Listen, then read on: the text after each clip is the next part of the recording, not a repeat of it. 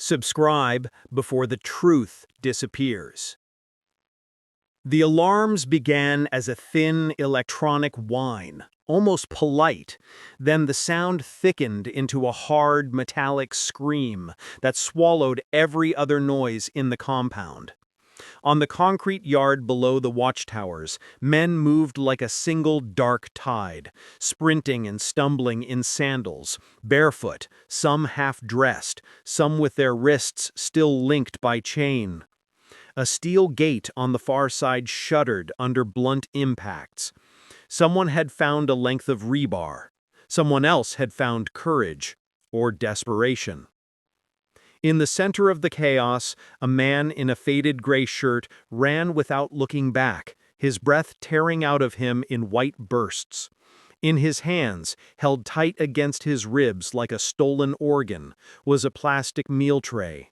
The tray was empty, no rice, no soup, no rationed scraps, just a rectangle of sunlit plastic, as if he'd grabbed the first thing in reach and it had become, somehow, evidence. He cut left, toward the laundry building, where sheets hung on lines like pale flags. A guard's whistle shrieked. Boots thundered behind him, heavier, measured, trained. The man slipped on a wet patch that smelled of bleach and old sweat, recovered, and shoved himself through a gap between two concrete walls that was never meant to be a passage. The camera of memory, if it could exist here, would have caught the detail that mattered. His ankles. Each step made the chained metal around them flash like a signal. Shackles tightened too long ago, biting skin that had learned to heal badly. He disappeared behind the laundry block. A minute later, the yard was a storm of bodies, the air filled with tear gas that rolled along the ground like fog. Men coughed and gagged and clawed at their faces. The watchtower loudspeaker barked orders in a language some understood and some did not. A baton hit bone with a clean sound. A second gate finally gave way with a bang that could have been mistaken for gunfire. And then, almost as quickly as it began, the riot lost its shape. The tide broke. Men scattered. Not because they were less angry, but because anger in a place like this isn't enough to win against locks. In the aftermath, when the yard was emptied and the air still tasted sharp and chemical, one thing became undeniable. A prisoner was missing. Not a man who had slipped away during chaos and melted into a city. There was nowhere to melt, no streets, no disguises, only fences layered with wire, walls topped with glass, towers with rifles. A prisoner had vanished from the inside. His name in the registry was Miguel Rojas. He was 31. He had been moved into a segregation cell 2 days earlier after being caught trading food rations for painkillers. Miguel was not important in the way the world defines importance. He wasn't famous. He wasn't powerful. He didn't have money waiting outside the gates. He was simply one of many, reduced to a number and a thin mattress and a daily calculation of how to stay alive. But in a prison built to hold men like him, vanishing wasn't an accident. It was a message. The story that followed did not belong to one country. It didn't fit neatly into a single headline. It played out across different climates and different languages, inside institutions the world whispers about in lists, places with reputations so heavy they seem to bend reality. Ultra-tough prisons like Bang Kwang in Thailand, Black Dolphin in Russia, and La Sabaneta in Venezuela. Each prison had its own flag, its own laws on paper, its own uniforms, and yet the rhythm inside them was familiar.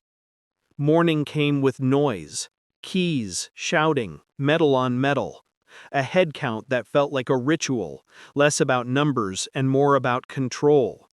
Food came in portions that did not meet the body's needs. Water came when it was allowed. Sleep came in fragments. Violence came like weather. In Thailand, Daniel Price learned the first rule on his first night. Time behaved differently behind those walls. Daniel had arrived at a prison known locally for breaking the idea of a human being into manageable pieces. He was a foreigner, thin from weeks of court appearances, skin still carrying the softness of a life where doors had handles instead of locks. The intake corridor held a line of men in silence, wrists bound, ankles chained, guided forward by orders that sounded clipped and impatient. The processing room smelled of disinfectant layered over old sweat. A guard cut Daniel's shirt off instead of making him remove it. The scissors were dull. The act was efficient, casual, like trimming paper. Shaving followed, then delousing, then a set of prison clothes that didn't fit his body, as if the uniform was not meant for comfort, but for erasure. He was led through a hall where the light flickered and the walls carried stains that no one acknowledged. Somewhere above, a fan struggled. When the cell door opened, the heat hit him first, thick, damp, breathable like cloth. The room was already full. Men sat knee to knee on the floor. Some stared, some didn't look up. Space was not something the prison had. Space was something it rationed, like food. Daniel's first meal was a scoop of rice that tasted like metal and water. He ate slowly because the older inmates ate slowly, and in a place like this, imitation was survival. Across from him, a man with a sunburned neck used his thumb to scrape grains from the edge of the tray, collecting each one like it mattered. Because it did. In Venezuela, Marco Salazar woke up every day to the sound of bodies shifting in the dark. His prison was overcrowded beyond what the concrete had been designed to hold. Men slept stacked, draped over one another like discarded clothing. The air was heavy with humidity and breath. The cell blocks were loud all the time, even when they were quiet, because silence here was never peace. Silence meant someone was planning. Marco didn't need a clock. He knew when morning came because the temperature changed and because the guards decided it was morning. The guards didn't control everything, not in a prison like this. Power had multiple owners. Some wore uniforms, some wore tattoos. Some owned the keys to the informal economy. Food, medicine, protection, access to the phone smuggled inside a bag of laundry. Marco's currency was food rations. He traded the worst parts for favors. A place near the wall where the air moved slightly. A turn at the water spigot. A night without being volunteered for someone else's violence. At midday, the yard looked like a broken city square. Makeshift cooking fires burned in metal drums. A man repaired a sandal with wire. Another sharpened a piece of plastic into something that could cut. The guards watched from the edges like border patrol. Marco had learned that the most dangerous moments were not fights. Fights were loud. Fights drew attention. The most dangerous moments were negotiations, quiet words exchanged between men who had nothing to offer but their future. In Russia, Alexei Motorosov lived in a place that felt designed to erase the body through routine. The facility held men the state had decided were beyond rehabilitation. Inside, discipline was the language and pain was the punctuation. Alexei's day began before sunrise. He slept on a hard bunk. He rose at the same time as every other man. He moved where he was told, how he was told. Sometimes he was shackled for no reason he could see. Chains wrapped around his wrists and ankles with a familiarity that suggested the metal was part of the architecture. It was not always punishment. Sometimes it was simply policy. Sometimes it was simply a reminder. Meals were measured. Silence was enforced. Movement was controlled through corridors that smelled of old concrete and disinfectant. The noise of doors, heavy, thick doors, created a soundtrack that never ended. Alexei had stopped asking about fairness years ago. Fairness was a word that belonged outdoors. Across all three places, the same truth repeated. Oversight was a ghost story. Rules existed, but only as far as someone was willing to enforce them. The gap between what was written and what happened inside the walls was wide enough to hide a man. Back in the compound where Miguel Rojas vanished, the day after the riot was the kind of quiet that made men careful. The yard reopened with visible scars, a bent gate, scorch marks, a trail of dried tear gas residue on the concrete like pale salt. The guards moved differently, more rigid, more watchful. The inmates moved with their heads down, eyes scanning for shifts in power. Miguel's absence did not immediately create mourning. In prison, people disappear in smaller ways all the time, into debt, into sickness, into solitary rooms where voices get swallowed. But a full disappearance, after a riot, shifted the oxygen in the place. It told everyone that the system had a new method. Daniel heard about it through whispered translation. Marco heard about it through a chain of favors. Alexei heard about it because routines only change when the institution is hiding something, and in his world, routine was sacred. The missing man's cell was searched.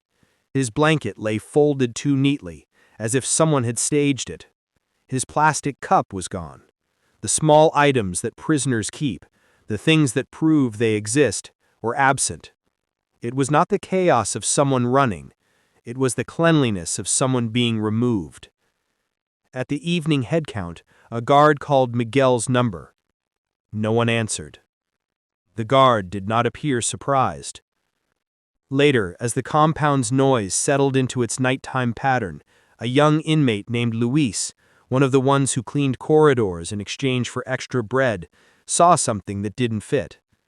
In the administrative block, a door that was usually chained shut stood slightly open. It was not wide open, only enough for a sliver of darkness to breathe out. A cold draft slid into the corridor, unnatural in a place that held heat like a fist. Luis paused with his mop. He looked left, then right. No guards nearby. No cameras he could see, though cameras existed in places like this the way insects did. Quiet, everywhere, easily missed until they bit. He pushed the door a fraction wider. Inside was a narrow hallway he had never been allowed to enter. The air smelled cleaner there, as if maintenance happened in secret. The walls were painted a sickly institutional blue. At the far end, beneath a flickering fluorescent bulb, lay something small on the floor. A plastic ID tag. Luis did not touch it. In prison, touching can be a confession. He only leaned close enough to read the number printed on it, half smeared, as if someone's thumb had tried to wipe it away. It was Miguel Rojas. Luis backed out, heart pounding, and pulled the door closed as gently as he could. He returned to his cleaning route, every movement forced into normalcy. His hands shook, his eyes burned from fear more than from chemicals. Because the tag didn't just say Miguel was missing. It said Miguel had been taken somewhere the prison didn't admit existed. And somewhere beyond the locked door, deeper inside the walls, something moved.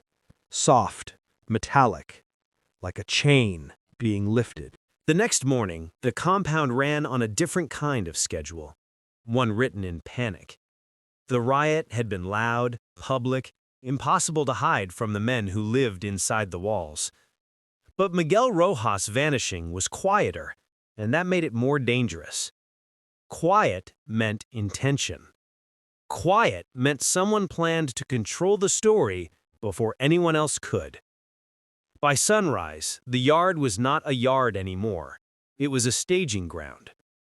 Guards in heavier gear stood in pairs, hands resting near batons and radios, eyes scanning faces as if searching for a specific shape of fear.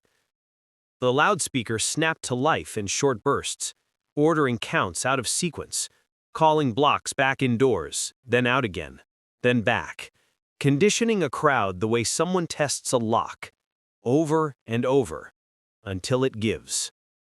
Food arrived late. When it finally did, it arrived colder than usual, and smaller. A scoop of rice pressed flat, a broth that looked like water that had once met a vegetable, a piece of bread torn unevenly like an afterthought. Nobody complained out loud. Complaints were expensive. Men ate quickly, eyes down, shoulders tense, because hunger made people reckless, and recklessness got noticed. Luis moved through corridors with his mop and bucket like he always did, the same uniform shirt clinging to his back with sweat.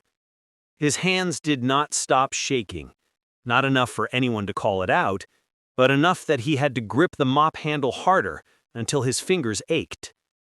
The plastic ID tag he'd seen the night before sat like a stone in his stomach. He hadn't taken it, he hadn't even breathed too close to it. He'd done the only thing survival allowed.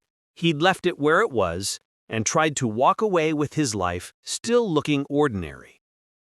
But the prison did not let secrets stay quiet for long. By mid-morning, the door in the administrative block was chained shut again. Not just chained, wrapped in fresh metal, clean and bright, in a place where most steel carried rust. Someone had been there early. Someone had corrected the mistake. And then the searches began. Cell doors clanged open in waves, block by block, as if the compound itself was being peeled apart. Mattresses were lifted, buckets dumped, loose floor tiles pried up. Men were ordered into lines facing walls, hands behind their heads, while guards moved through their few possessions with rough speed. The searches were not about contraband. Contraband existed everywhere, in the same way dust existed. The searches were about reminding everyone what the institution could do when it wanted to. Luis watched from the edge of one corridor, told to stand still while two guards spoke with their backs turned, as if he were part of the furniture. His eyes drifted to the key rings hanging from belts, heavy loops of metal, the sound of them clinking like a warning. The guard closest to him had fresh tears in the fabric above his knee, repaired with thick thread, careless and uneven. A uniform patched badly. A man who didn't expect to be inspected himself. In places like this, power had textures. That same day, Daniel Price was moved without being told why. His cell in Thailand had never been safe, but it had been familiar, if familiarity could exist inside a room packed with bodies and heat and a ceiling fan that never truly cooled the air. He had learned small rules: where to sit, when to speak, when to pretend he hadn't heard. His survival depended on reading the room without looking like he was reading it. Then, after morning count, a guard pointed at him. The gesture was casual and final. Daniel's wrists were bound. His ankles were chained. The chains were tighter than necessary, metal biting skin that was still learning how easily pain arrived here.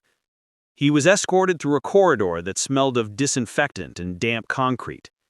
Men pressed against bars to watch him pass, their eyes flat with the kind of attention that wasn't curiosity, but calculation. Transfers inside a prison were never neutral. Transfers meant punishment, or leverage, or disappearance. Daniel tried to track where they were taking him by the turns of the hallway and the differences in sound. The old sections echoed more. The newer sections muffled footsteps, built with thicker walls. A ceiling light flickered, then steadied. He passed a door with paint so fresh it still held a chemical sharpness. He noticed something that shouldn't have been there: an air vent, too clean, as if it had been wiped recently. A detail that suggested maintenance happened here, but not openly, not for the men. At the end of the hallway, a different door waited. It wasn't marked. No unit number, No warning sign. Just steel and a small window at eye level, its glass cloudy from years of touching. The guard's key turned. The door opened. And for a single second, Daniel saw inside. It wasn't a cell like the ones he knew. It was narrower, colder, with a drain in the center of the floor, a place built for washing something away. The door shut again before his mind could finish naming it. In Venezuela, Marco Salazar understood the searches differently. In his prison, power didn't always come from uniforms. Sometimes it came from men with homemade radios and lists of debts. Sometimes it came from the groups that ran entire blocks like neighborhoods, collecting taxes in the form of food, medicine, or bodies. After the riot news drifted into his block, passed along with cigarettes and silent looks, Marco watched how quickly the informal order adjusted. Men who usually lounged in the yard suddenly stayed near walls. Trades became tighter, faster. Food disappeared into hiding places. Radios lowered to whispers. Rumors spread the way diseases did. A man had vanished. A man had been taken through a door nobody was supposed to know existed. A man had tried to run with an empty meal tray because the tray wasn't empty at all. Not underneath. Not where plastic could be heated and bent again and sealed somewhere nobody would notice if someone had enough time and enough desperation. In prison, truths were often hidden inside ordinary objects. That was how survival worked. Marco didn't believe every rumor. He didn't need to. The point wasn't whether a story was perfectly true. The point was that something had shifted, and shifts meant danger. That afternoon, a fight broke out near the water spigot. Two men lunging, one slipping, the other driving forward with blunt, furious motion. It ended quickly, the way fights ended when guards were watching and the cost of escalation was too high. But it left behind a new arrangement of fear. One man limped away, holding his ribs. The other stared at his hands as if surprised by what they could do. Later, Marco noticed an older prisoner quietly tying a strip of cloth around his spoon and hiding it inside a shoe. Tools. Weapons. Proof. Everything doubled as something else. In Russia, Alexei Morozov watched the institution's response with a colder understanding. When a facility like his reacted, it reacted through rules. More chains, less movement, harsher silence. The men were made to stand longer during counts. Their heads were forced forward, their hands positioned precisely. Small punishments arrived for tiny deviations, like a machine recalibrating itself with human parts. Alexei noticed new guards in the corridor that led toward the administrative wing. He noticed doors that were usually open during certain hours staying shut. He noticed the sound of trucks at unusual times, idling longer than normal, then leaving with the kind of weight that made tires grind into gravel. Transfers, removals, deliveries, all of it invisible from the outside. Back in Luis's compound, the pressure finally found him. It happened in the late afternoon, when the corridor had emptied and the light through the high windows had turned pale and angled. Luis was scrubbing a smear near a threshold, something dark that could have been mud or something worse, when a shadow fell over him. A guard stood there, close enough that Luis could smell tobacco in cheap cologne. The guard didn't shout. He didn't need to. His voice was low, controlled. Luis kept his eyes on the floor. His mop strokes became careful, slow, obedient. The guard's boot nudged the bucket slightly, making the water ripple, a small, deliberate disruption. Then the guard said Luis's name. It wasn't a question, it was a signal. I know you. I can find you. Luis's throat tightened. He didn't look up. The guard crouched down, close enough that Luis could see the patched tear in the uniform knee, the same uneven stitching. The guard reached into his pocket and pulled out something small, a plastic ID tag. Luis's stomach dropped so fast it felt like falling. The tag was Miguel's. only now a corner had been snapped off, like someone had broken it to make sure it couldn't be matched cleanly to records. The number was still visible, though, and that was the point. The guard held it out like bait, then let it fall into the bucket. The water swallowed it. The tag sank slowly, turning as it disappeared, the printed number warping through the ripples. Luis froze. Every instinct screamed at him not to reach in, not to touch it, not to admit it mattered. The guard watched him, expression unreadable, and then stood up with the calm of someone who had already decided what would happen next. As the guard walked away, Luis stared into the bucket. At the bottom, under dirty water and a thin layer of suds, something else sat beside the tag. Something that had not been there a moment earlier. A folded strip of plastic, cut from the underside of a meal tray. It was rinsed clean, as if someone had wanted it found. Luis's fingers hovered over the water, hesitating between fear and necessity. His breath came shallow. The corridor felt suddenly too long, too empty, too exposed. Then, before he could decide, the loudspeaker cracked again, ordering an emergency count, all blocks, immediate. Men began to shout in the distance. Doors slammed. Boots moved. And Luis realized with a cold clarity that tightened every muscle in his body that Miguel Rojas hadn't just vanished. Miguel had left something behind. Something small enough to hide inside a tray. Something important enough to make the prison's unseen doors open. At night, ultra-tough prisons didn't become quiet. They only changed their noise. The daytime sounds, shouting counts, clanging gates, the hard rhythm of boots, thinned into something lower and more unsettling. Distant coughing, whispered bargaining through bars, the scrape of plastic against concrete, the soft thud of a body rolling over on a thin mattress. The lights never fully went out. Darkness was rationed like everything else. Luis lay on his bunk with his eyes open, staring at the ceiling where a stain spread like a slow-growing map. Beneath his pillow, wrapped in a strip of cloth torn from his shirt, was the folded piece of plastic pulled from the bucket. He had retrieved it during the emergency count with a smoothness he didn't recognize in himself, like his body had decided to move before his mind could ruin it with fear. He did not unfold it in the open. Not them. Not with other men breathing close and attention always hungry. He waited until the block settled, until the most restless inmates finally drifted into shallow sleep, until even the guards' footsteps grew further apart, less frequent. Then he slid from his bunk and moved toward the latrine corner, where the smell was strong enough to discourage curiosity, and the shadows pooled deeper. He squatted with his back to the room. His hands shook so hard he had to brace his wrists against his knees. Slowly, he unwrapped the cloth, pinched the plastic strip between his fingers, and unfolded it. Inside, pressed flat, as if sealed by heat, was something that was never meant to be inside a prison at all. A memory card. Small, black, ordinary, like the kind used in cheap phones and cameras. A piece of the outside world, smuggled into a place that tried to crush the outside out of people. Luis stared at it until his eyes burned. In this prison, contraband could earn beatings, solitary confinement, disappearances. But this wasn't just contraband.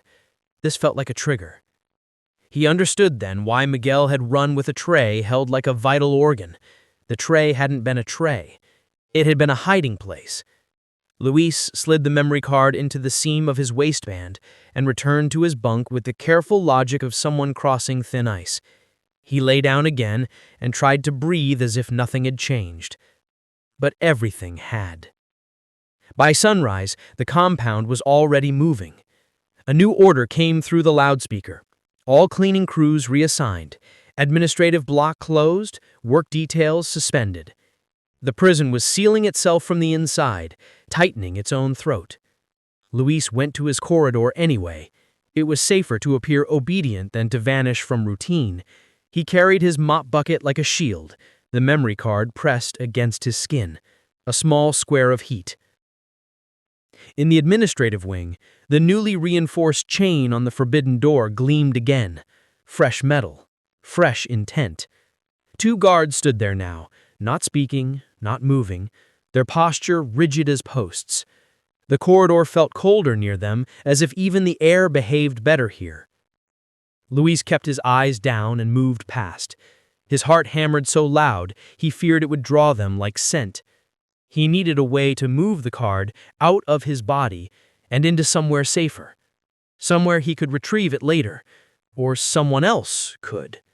The thought of someone else was terrifying, but it was also the first time in a long time Luis had imagined a future beyond tomorrow. In these prisons, the smallest objects traveled through the strangest channels. A scrap of paper could cross 3 blocks and reach a man in segregation without a single guard noticing, if enough hands were greased, if enough favors were owed, if enough risk was accepted. But Luis had no favors big enough for this. Not yet. That same morning, in Thailand, Daniel Price was learning what it meant for a prison to have rooms that weren't spoken about. His transfer had ended in a cell that held no other men, no crowding, no loud bargaining, just a single metal fixture on the wall, a drain in the floor, and air that felt unnaturally cool compared to the rest of the facility, cool enough to make his skin prickle. The door had a slot for food, but no window he could see. The light above him stayed on, unblinking, bleaching time into a blur. The quiet was not mercy. The quiet was pressure, forcing his mind to fill the silence with fear. Daniel sat on the floor with his knees up, listening. At intervals, he heard chains, not the loose clink of cuffs during transport, but the heavier sound of restraints being tightened and dragged. He heard a muffled shout once, cut off quickly, like someone had learned the cost of noise. Hours passed. Then the slot opened and a tray slid through. Rice, broth, nothing more. The same ration as outside, but here it felt different. Here it felt like proof he existed, proof he hadn't vanished yet. Daniel ate slowly. He wondered how many men had sat in this room and tried to imagine a calendar. He tried to count his breaths, but even that became meaningless. In Venezuela, Marco Salazar watched the prison's informal rulers respond to a new kind of threat. Disappearances, he knew, were usually handled with negotiations, debts exchanged, bodies returned or replaced. But the rumor moving through the yards, about a man taken through a secret door, about something hidden inside a tray, had unsettled even the men who believed they owned the block. That afternoon, Marco saw one of the yard bosses, tattoos crawling up his neck like vines, stand aside as a guard walked past, not flinching, not challenging, just allowing. It was subtle, a shift so small an outsider would miss it, but Marco had lived long enough inside walls to recognize surrender when it arrived. If the guards were suddenly stronger than the gangs, something had changed in the institution's priorities. Something had been introduced that even the informal order couldn't control. In Russia, Alexei Morozov saw the same shift, but through different details. He watched a truck arrive and park in a blind spot, not visible from most cells. The men were held back during movement, so they couldn't see who got out, but Alexei heard the distinctive sound of a door opening and closing with extra locks, a reinforced clunk that suggested specialized compartments. He smelled diesel linger longer than usual. Then later, he heard a faint electronic chirp through the corridor, 2 quick beeps that didn't belong to keys or radios, a digital sound, precise, modern. Alexei's stomach tightened.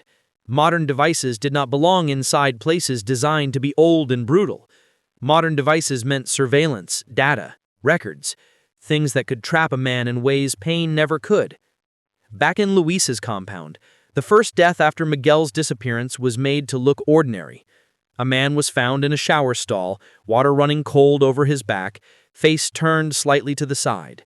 The official explanation traveled fast. Overdose. A man who couldn't manage his own desperation. The guards moved him out with the efficiency of men clearing debris. But inmates noticed details. Inmates always did. There was a bruising pattern at the wrists, as if he'd been held down. There was a thin line of blood at one nostril that didn't fit the story. There was the way the guards avoided looking at each other. Luis saw the body only briefly, but the fear it produced lasted longer than any scream. It was a warning.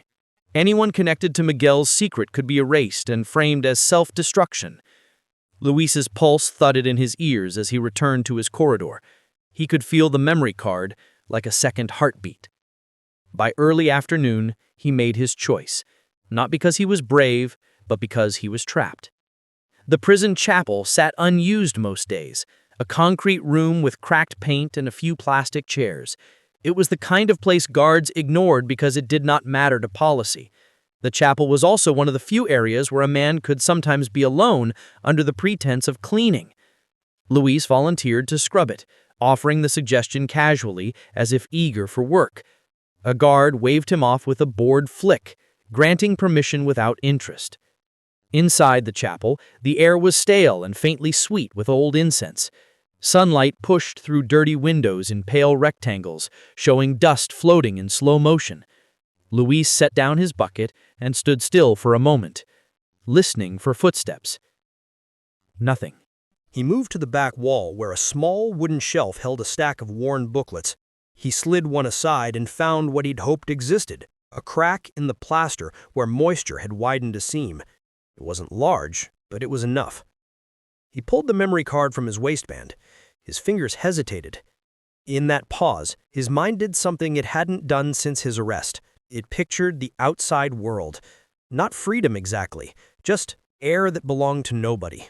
Streets, phones in pockets, a shower that could run hot without permission. He pushed the card into the crack and pressed the booklet back into place. For a second, he felt lighter. Then the chapel door opened. Luis turned so fast the mop handle nearly slipped from his grip. A guard stood in the doorway. Not the patched-knee guard, but a different one, older, heavier, face blank with routine authority. Behind him, in the corridor, another figure waited in shadow, taller and thinner, not in uniform, a visitor inside the prison. The guard's eyes drifted over Luis, then to the shelf, then back to Luis. His mouth didn't change shape, but the air in the room tightened. "Clean," the guard said, voice flat. "Then go." Luis nodded, forcing his hands to move, dipping the mop into water, scrubbing a patch of floor that was already clean. His heart pounded so wildly he worried it would shake the dust off the windows. He did not look at the shadowed figure, but he felt the figure's attention like heat. When the guard finally stepped away, the chapel door closed again. Luis stood frozen, mop dripping, staring at the shelf as if his eyes could see through plaster. He told himself the card was hidden. He told himself no one saw. He told himself fear was always louder than reality. Then, that evening, the prison changed rules again. All prisoners were ordered to remain in their cells. No yard, no work details, no chapel. Endless head counts, doors opening and shutting in rapid succession like someone flipping through pages. And at the center of the compound, the administrative block hummed with unusual activity. Lights on late, footsteps that didn't follow normal schedules, radios chattering to each other in quick-coded bursts. Luis lay on his bunk and listened, sweat cooling on his skin. He tried to convince himself he had time. He did not. Just after midnight, keys rattled at his cell door. The door swung open. The patched-knee guard stood there, face unreadable, holding a pair of cuffs. Behind him were two more guards, and that same tall, thin figure from the chapel. Still not in uniform, still in shadow, carrying himself like someone who didn't need to explain why he was here. Luis stood slowly, every muscle locked. The patched-knee guard stepped inside and leaned in close enough that Luis could smell tobacco again. His voice was almost gentle. "You cleaned the chapel," he said. Luis didn't answer. The guard smiled faintly, not with humor, but with certainty. "People disappear for less," he whispered. Then he held up something small between his fingers, letting it catch the corridor light. A plastic corner snapped from an ID tag. Miguel's. And underneath it, pinched in the same grip, was a smear of white plaster dust, fresh, powdery, like the kind that clung to a hand that had just reached into a cracked wall. Luis's stomach dropped. They had already gone to the shelf. They had already found the seam. He opened his mouth to speak, to plead, to deny, but denial was worthless in a place where truth was whatever the powerful decided. The cuffs closed around his wrists with a clean, metallic click. As they led him out into the corridor, Luis looked back into the cell one last time. The men inside pretended not to see him, eyes fixed on walls, because attention could be fatal. In the distance, deep in the compound, a door opened, one Luis had never been allowed near, a door that seemed to swallow light. And as Luis was guided toward it, the tall, thin figure finally stepped into the corridor's glow. For the first time, Luis saw his face clearly. He wasn't a guard. He was wearing a visitor badge on a lanyard clipped to a plain shirt. On the badge, printed in official type, was a title that made Luis's blood turn cold. Oversight Liaison. A man sent to ensure the prison followed rules, standing here, at midnight, walking beside the guards toward the secret door. And Luis understood the final shape of Miguel Rojas's disappearance. Miguel hadn't been taken despite oversight. He'd been taken because oversight was part of the machine. The corridor swallowed them one step at a time until Luis was pulled through the doorway and the door shut behind him. Clean, final, quiet. Somewhere, beyond the walls, the world continued. Unaware, and inside the world's toughest prisons, the truth wasn't just hidden, it was managed. If you thought this one was wild, wait for the next one. Hit subscribe so you don't miss it.